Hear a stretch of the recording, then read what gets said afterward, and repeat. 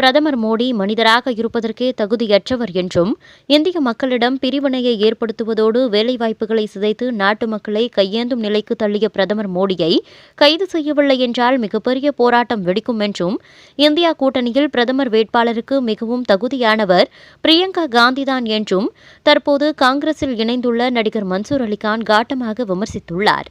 இப்படி விஷங்கக்கிற அளவுக்கு ஒரு மிகப்பெரிய அவர் ஒரு மனிதராக இருக்கவே தகுதியற்றவர், கீழ்த்தனமாக நடந்து கொண்டார்.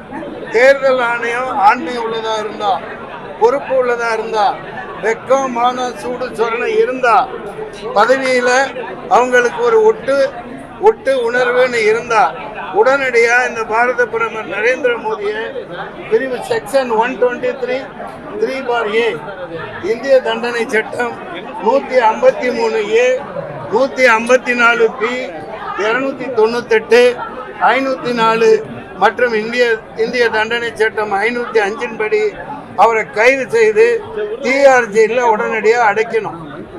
அப்புறம் தேர்தலை நடத்தணும். இந்த தேர்தல் அவர் தலைமையில் நியாயமாக நடக்காது.